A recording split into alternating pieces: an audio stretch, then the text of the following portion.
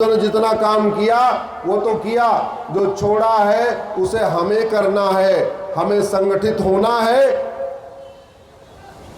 आपस में मिलजुल के रहना है, हिंदू बन के रहना है, अगड़ा पिछड़ा नहीं बनना है। दलित सवर्ण कोई तोड़ने आए, हमें जाति के आधार पे तोड़ने आए, उसका मुंह तोड़ देना है। हमें कोई भाषा के आधार पे तोड़े, उसका मुंह तोड़ना है। हमें कोई क्षेत्र के आधार पे तोड़ने आए, उसका मुंह तोड़ना है। हमें अगड़े पिछड़े के आधार पे कोई तोड़ने आए, उसका मुंह तोड़ना है। अब काम ये करना है, हमें मिलजुल के रहना है, और जो हमें बांटने आए उसका क्या करना है? जोर से बोलो जरा। हाँ देखो, बिटिया बहुत प्यार से कर रही। बिटिया क्या करना है? मुंह। तो आज हिंदू सम्मेलन हो रहा है।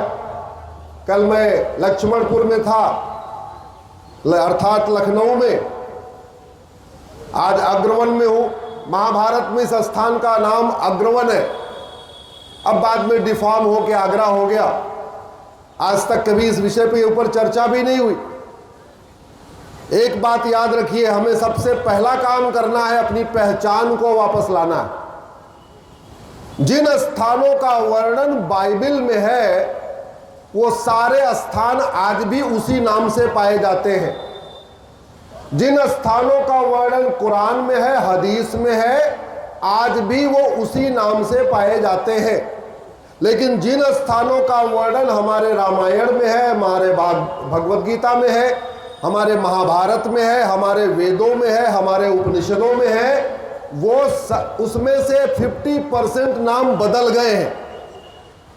अब हमारे जो धार्मिक ग्रंथ है, उसमें जिन स्थानों का नाम है, वो स्थान आज की डेट में है नहीं। तो हमारे बच्चों को कुछ लोग ये कहते हैं, अरे तुम्हारा रामायण तो एक काल्पनिक घटना है, तुम्हारा महाभारत तो काल्पनिक घटना है, तुम्हारे उपनिषद तो काल्पनिक बातें हैं। क्यों? वो क्यों कहते हैं? क्योंकि जिन स्थानों का वर्णन हमारे ग्रंथों में है, वो तो मिलते ही नहीं। अब महाभारत में लिखा है अग्रवन, आप ढूंढ लीजिए भारत के नक्शे पे, अग्रवन मिलेगा नहीं। क्यों? अग्रवन बन गया आगरा। भगवान कृष्ण ने 5 गांव मांगे थे, याद है महाभारत में? क्या कहा था? 5 गांव दे दो, युद्ध नहीं होगा। अब महाभारत में 5 गांव का वर्णन है।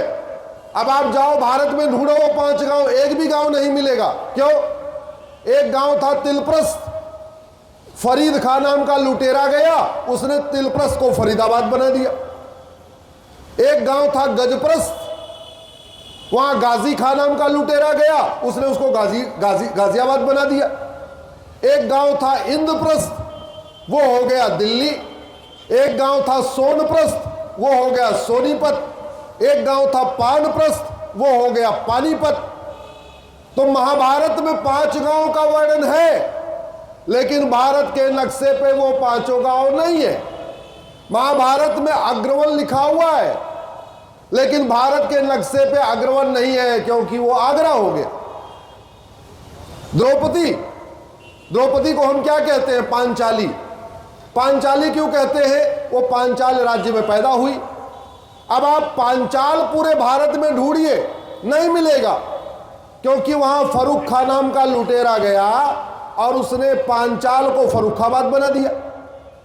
ऐसे ही हमारा शक्तिपीठ था विंध्याचल, मिर्जा खान नाम का लुटेरा गया, उसको मिर्जापुर बना दिया।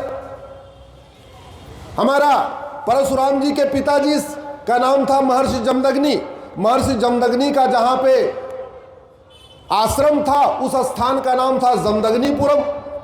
अब आप जमदग्निपुरम भारत के नक्शे पे ढूंढिए, मिलेगा नहीं। जौना खान नाम को लुटेरा गया, उसको जौनपुर बना दिया। महर्षि वशिष्ठ का जहां आश्रम था, उस स्थान को कहते थे वशिष्ठ नगर। अब आपको वशिष्ठ नगर पूरे भारत में मिलेगा नहीं, क्योंकि मुगल काल में उस वशिष्ठ नगर को बस्ती बना दिया। ऐसे ही हजारों की संख्या में हमारे ऐतिहासिक स्थान है, धार्मिक स्थान है, पौराणिक स्थान है, जिनका 500 साल के मुगलों के शासन में, 200 साल के अंग्रेजों के शासन में नाम बदल दिया गया।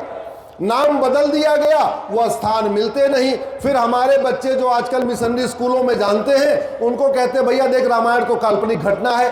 बच्चा कहता है क्यों, तो वो 10 एग्जाम्पल दे देते हैं, बोले ये 20 स्थान तुम्हारे लिखे हुए हैं रामायण में, तुम दिखाओ भारत के नक्शे पे कहाँ है। ये दिक्कत ठीक होनी चाहिए कि नहीं होनी चाहिए, जरा जोर से बोलिए जरा।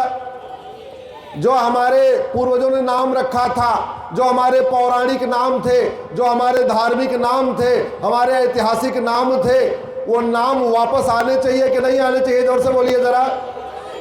अब ये हम लोग कर सकते हैं क्या? नहीं कर सकते। करेगा कौन? इसको सांसद और विधायक को करना है।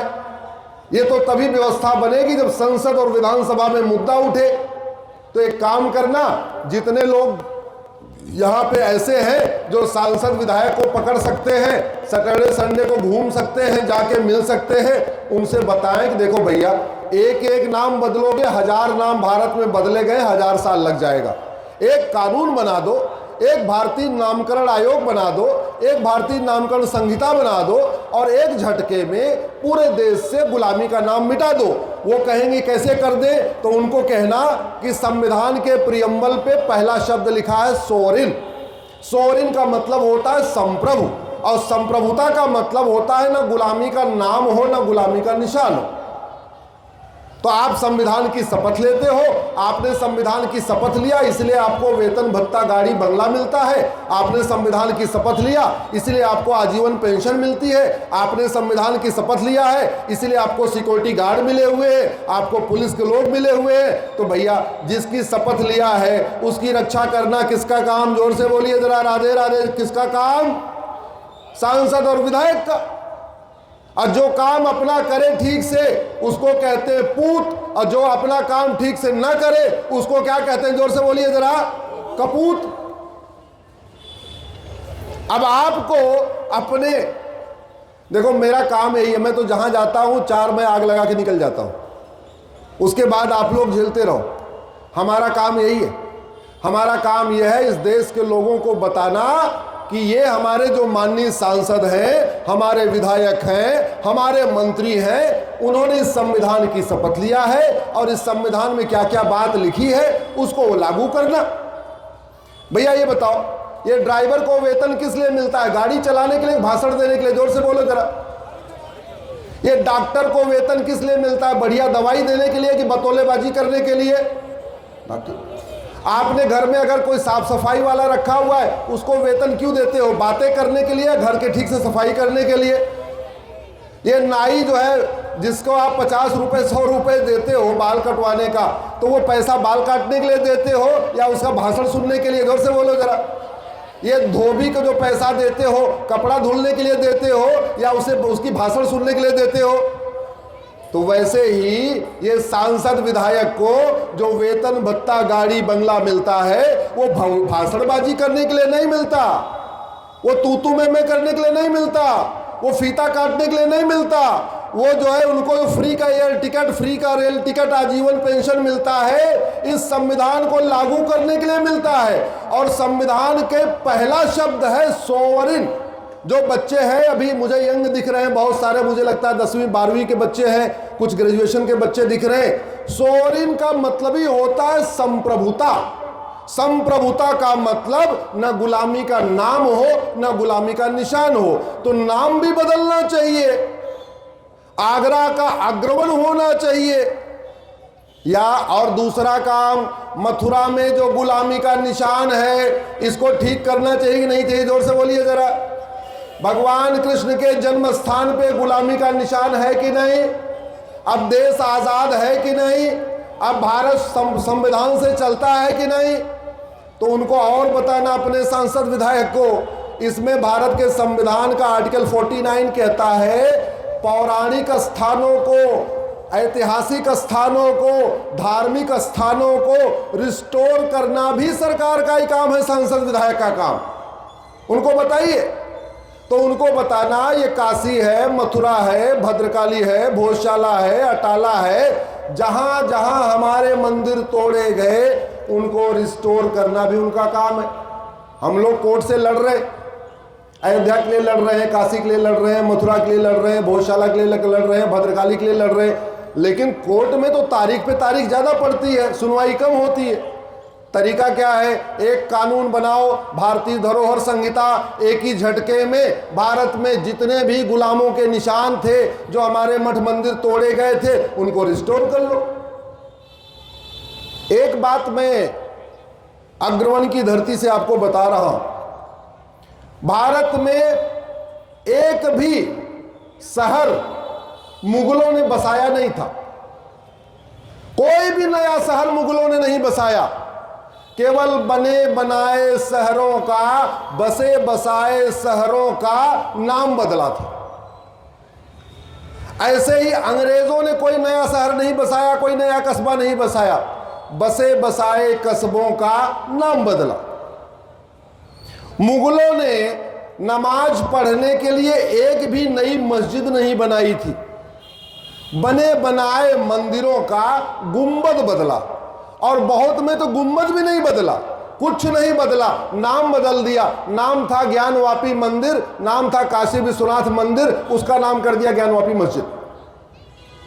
गुंबद भी नहीं बदला, ढांचा भी नहीं बदला, पेंट भी नहीं बदला, दीवार भी नहीं बदली, प्लास्टर भी नहीं बदला, केवल नाम बदल दिया और बोला हिंदुओं से कल से तुम लोग मत आना, कल से हम नमाज पढ़ेंगे। अगर देश की आजादी के बाद भी हम गुलामी के नाम नहीं बदल रहे हैं, देश की आजादी के बाद भी हम गुलामी के निशान नहीं बदल रहे हैं, तो धिक्कार है, जन्म लेने पे धिक्कार है। हमारे पूर्वजों ने क्या सोचा होगा? कोई बात नहीं, आज हम गुलाम हैं, कल को हमारे बच्चे आज़ाद होंगे, कल को ये यहाँ से वहशी दरिंदे भागेंगे, हमारे आने वाली पीढ़ियाँ गुलामी का नाम मिटाएंगी, गुलामी का निशान मिटाएंगी। और हमारे यहाँ पार्षद प्रधान बनने के लिए, सांसद विधायक बनने के लिए सारे हिंदू अलग अलग पार्टियों में चले गए। कोई इधर गया, कोई उधर गया, कोई उधर गया, कोई उधर गया। अब समय आ चुका है, ये भैया तुम गांधीवादी हो तो ठीक है, गांधीवादी बने रहो, लेकिन तुम पहले हिंदू बनो। नेहरूवादी हो ठीक है, बने रहो, लेकिन नेहरूवादी से पहले क्या बनो? हिंदू बनो। तुम समाजवादी हो बाद में, पहले तुम क्या हो? हिंदू हो। तुम अम्बेडकरवादी बाद में हो, पहले क्या हो? हिंदू हो। तो अभी हमें सबको जगाना है कि पहले तुम हिंदू हो, पहले हिंदू होने का कर्तव्य निभाओ। इलेक्शन के दिन वोट देते समय निर्णय कर लेना है कि समाजवादी बनना है, कि गांधीवादी बनना है, कि लोहियावादी बनना है, कि पेरियारवादी बनना है। 1 महीने के लिए मॉडल कोड ऑफ कंडक्ट लगता है, 60 महीने में 5 साल में चुनाव होता है। उस 1 महीने गांधीवादी, समाजवादी, लोहियावादी, अम्बेडकरवादी, पेरियारवादी जो बनना बन जाओ, जिन्नावादी जो बनना बनो, लेकिन 60 महीने में से 59 महीने क्या बनना पड़ेगा? जोर से बोलिए जरा, हिंदू। ये जगाना है। यहाँ माताएं बैठी हैं, बहनें बैठी हैं, सबको जगाना है। हमारी बात समझ में आ रही है ना? माताओं को समझ में आ रही है हमारी बात? ऐसा कुछ तो नहीं जो समझ में नहीं आ रही है।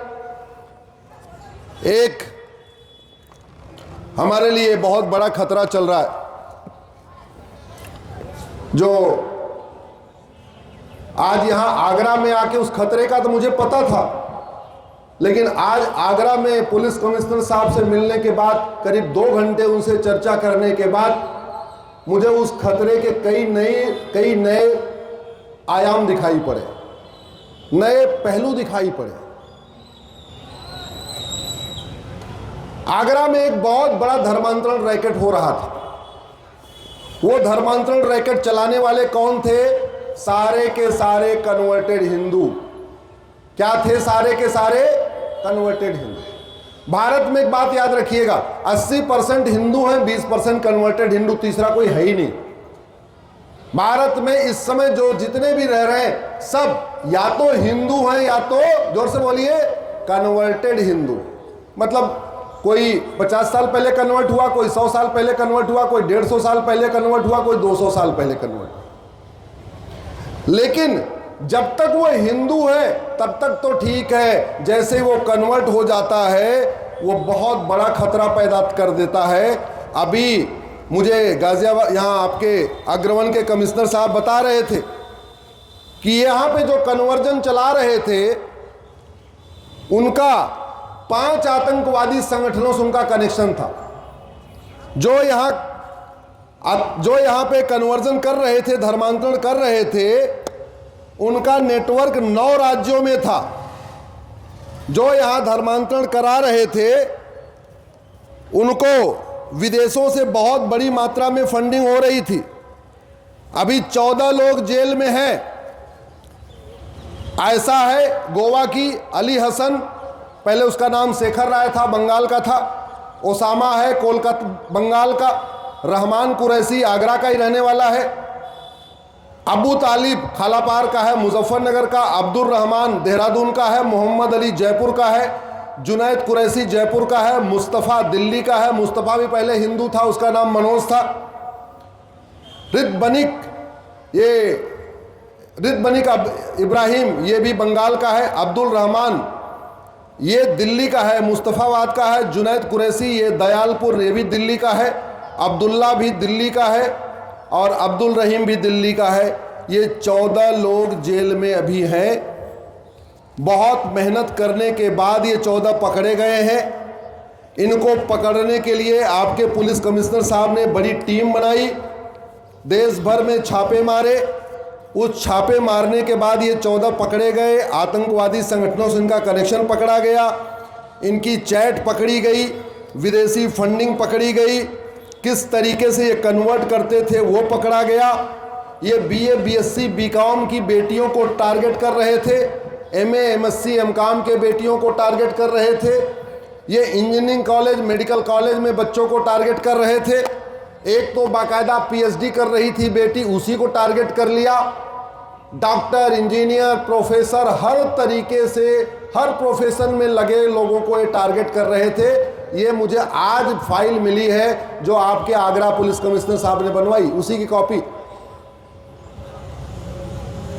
मैं तो आज यहाँ की धरती से माननीय प्रधानमंत्री जी और माननीय गृह मंत्री जी से कहूँगा, देश भर के सारे पुलिस कप्तान पुलिस कमिश्नर सारे DIG IG की एक कॉन्फ्रेंस बुलाइए। ये जो आगरा में हुआ है इसके ऊपर कम से कम 2 दिन का ब्रेनस्टॉर्मिंग सेशन रखिए। जिस मेहनत के बाद आगरा में पुलिस ने पकड़ा है, मुझे लगता है इसको पूरे देश के सभी पुलिस अधिकारियों को पता होना चाहिए कितना बड़ा मॉड्यूल चल रहा है। और टारगेट है गजवा हिंद, टारगेट है कि 2047 तक गजवा हिंद करना है। उनका मन इसलिए बढ़ा हुआ है क्योंकि बहुत सारे स्थानों पे गजवा हिंद कर लिया। जो दुर्योधन का ननिहाल जहां से माता गांधारी आई थी वहां गजवा हिंद करके उसको अफगानिस्तान बना लिया।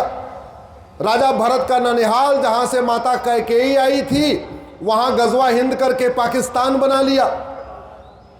हमारा जहां 5 शक्तिपीठ है वो बंगाल का 2 टुकड़ा हुआ, ईस्ट बंगाल वेस्ट बंगाल हमारे पास है और ईस्ट बंगाल बांग्लादेश बन गया, वहां पे भी गजवा हिंद हो गया। पिछले 200 साल में भारत के 7 टुकड़े हुए, 7 स्थानों पे गजवा हिंद कर लिया। पिछले 2000 साल में भारत के 25 टुकड़े हुए, उन सारे स्थानों पे भी बड़ा सफल हो गया। अब बचा हुआ है भारत में भी बहुत हद तक सफल हो चुके हैं। आप लोगों को जान के आश्चर्य होगा, भारत में 28 राज्य हैं, 8 केंद्र शासित प्रदेश, टोटल हो गए 36 में से 9 राज्यों में हिंदू खत्म हो गए हैं या बिल्कुल कम हो गए हैं। भारत में 800 जिले हैं, 800 जिलों में से 200 जिलों की डेमोग्राफी बदल गई है। भारत में 6000 तहसीलें हैं, उसमें से 1500 तहसीलों की डेमोग्राफी बदल गई है।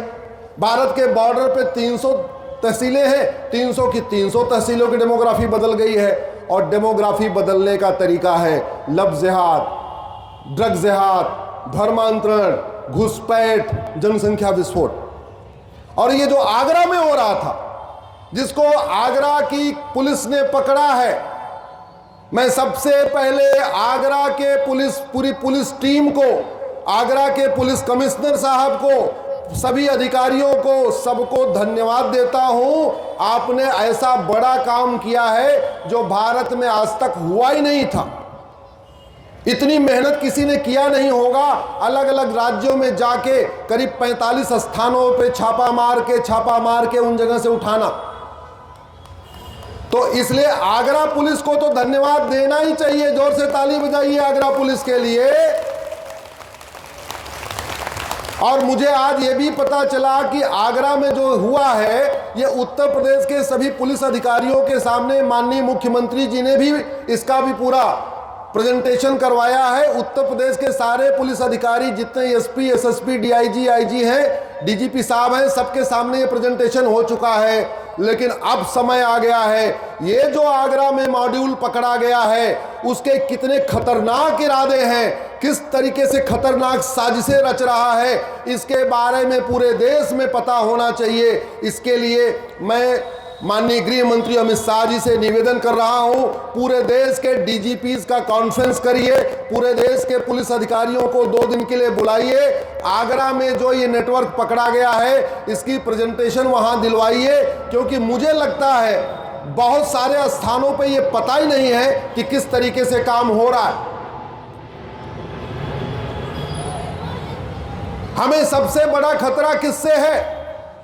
कन्वर्टेड हिंदुओं से। किससे खतरा है? कन्वर्टेड हिंदुओं से। जिन्ना कौन था? 12 साल तक हिंदू था, 13वें साल में वो कन्वर्ट हुआ, और कन्वर्ट हुआ उसने देश का विभाजन करा दिया। पाकिस्तान में जो हिंदुओं को मार रहे हैं वो कौन है? सबके सब कन्वर्टेड हिंदू हैं। बांग्लादेश में जो हिंदुओं को मार रहे हैं वो सारे कन्वर्टेड हिंदू हैं। कश्मीर में जिन लोगों ने हिंदुओं को मारा वो सारे कन्वर्टेड हिंदू हैं। और आगरा में जो आपके यहाँ कन्वर्जन करा रहे थे वो भी सारे कन्वर्टेड हिंदू थे, सबको ब्रेन वॉश किया गया था। ये कन्वर्जन रुकना चाहिए। ये तभी रुकेगा जब भारत में राम नीति लागू होगी, और राम नीति है भय बिन होय न प्रीत। ये धर्मांतरण तभी रुकेगा जब भारत में कृष्ण नीति लागू होगी, और कृष्ण नीति है सठे साठ्यम समाचरित। ये धर्मांतरण तभी रुकेगा जब भारत में हम अपने पूर्वजों का सिद्धांत लागू करेंगे, और उनका कहना था लोहा लोहे को काटता है। हमारे पूर्वज कहते थे न रहेगा बांस न बजेगी बांसुरी। इस सिद्धांत को लागू करना पड़ेगा। धर्मांतरण हमारी राष्ट्र की सुरक्षा के लिए खतरा है, इसलिए अब समय आ चुका है पूरे देश में एक भी कन्वर्जन की घटना आए, तत्काल धर्मांतरण कराने वाले मिशनरियों, जिहादियों और उनके मददगारों पे नेशनल सिक्योरिटी एक्ट लगाया जाए। धर्मांतरण हमारी एकता अखंडता के लिए खतरा है, इसलिए जहां पे भी धर्मांतरण हो रहा है उन धर्मांतरण कराने वाले मिशनरियों और जिहादियों पे तत्काल यूएपीए की कार्रवाई की जाए। धर्मांतरण अपने आप में एक संगठित अपराध है, एक व्यक्ति नहीं करता, कई लोग मिलके करते हैं। कोई लिटरेचर देता है, कोई स्थान देता है, कोई ब्रेन वॉश करता है, कोई कुछ और करता है। और उसके लिए भारतीय न्याय संहिता में एक धारा है, धारा 111। अब समय आ चुका है। आगरा की पुलिस ने तो धर्मांतरण कराने वालों पे धारा 111 लगा दिया है, ऑर्गेनाइज क्राइम की धारा लगाई है, लेकिन पूरे देश में अभी नहीं लग रही है। आज आपके इस भूमि से मैं पूरे देश के सभी जो हमारे थानेदार हैं, हमारे एसीपी हैं, हमारे डीसीपी हैं, हमारे कप्तान हैं, सबसे आग्रह कर रहा हूं, धर्मांतरण कराने वालों पे सेक्शन 111 लगाइए। ये धर्मांतरण को आतंकवाद घोषित करिए। बाबर आतंकवादी था, उस आतंकवादी ने क्या किया? यहां धर्मांतरण कराया। औरंगजेब आतंकवादी था, उसने क्या किया? धर्मांतरण कराया। अकबर आतंकवादी था, उसने क्या किया? धर्मांतरण कराया। औरंगजेब आतंकवादी था, उसने क्या किया? धर्मांतरण कराया। तुगलक आतंकवादी था, उसने क्या किया? धर्मांतरण कराया। शेरशाह आतंकवादी था, उसने धर्मांतरण कराया। और आज भी धर्मांतरण हो रहा है, इसलिए धर्मांतरण को आतंकवाद घोषित करना जरूरी है। और धर्मांतरण कराने वाले मिशनरियों, जिहादियों पे बीएनएस की सेक्शन 113 लगाना जरूरी है। धर्मांतरण अपने आप में वेजिंग वॉर है, देश पे कब्जा करने के लिए तैयारी चल रही है, वेजिंग वॉर हो रहा है। उसके लिए भी भारत में इसमें प्रावधान है। धर्मांतरण अपने आप में देश की एकता, अखंडता, संप्रभुता के लिए खतरा है। इसलिए अब हमारे पूर्वजों का जो सिद्धांत था लोहा लोहे को काटता है, उसको लागू करना जरूरी है। और मैं गारंटी के साथ कहता हूं, जिस दिन धर्मांतरण कराने वालों का narco polygraph brain mapping test करना शुरू कर देंगे और उनसे पूछेंगे तुम्हारे गैंग में कितने लोग शामिल हैं, क्योंकि ऐसे तो बताएंगे नहीं, सच तभी सामने आएगा जब इनका narco polygraph brain mapping test होगा। इसलिए आज मैं आगरा के पुलिस कमिश्नर साहब से सार्वजनिक रूप से आग्रह कर रहा हूं, रिक्वेस्ट कर रहा हूं, ये जो 14 पकड़े गए, कोर्ट में एप्लीकेशन लगवाइए और इन 14 आतंकवादियों का जो कन्वर्जन करा रहे थे, इनका narco polygraph brain mapping test करने की मांग करिए। अगर डिस्ट्रिक्ट कोर्ट न अलाउ करिए तो हाई कोर्ट तक जाइए, हाई कोर्ट न माने तो सुप्रीम कोर्ट आइए। मैं हूं सुप्रीम कोर्ट में, मैं वहां से इनका narco polygraph brain mapping test कराने का ऑर्डर दिलवाऊंगा। ऐसे जिहादियों का narco polygraph brain mapping test कराना जरूरी है। ऐसे जिहादियों की 100% प्रॉपर्टी जब्त करना जरूरी है।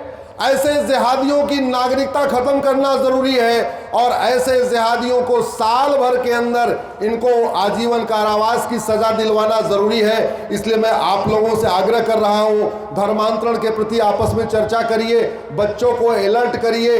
ये स्कूल कॉलेज जाने वाले बच्चों पे ज़्यादा खतरा है, उस ज़्यादा और भी खतरा है जो समझदार पढ़े लिखे लोग हैं, अब उनके टारगेट पे आ चुके हैं। समाधान इसका यही है, एक तो समाज जगे और दूसरा इनके खिलाफ कठोर कार्रवाई हो, यही इसका तरीका है। बोलिए भारत माता की, भारत माता की। एक दूसरा खतरा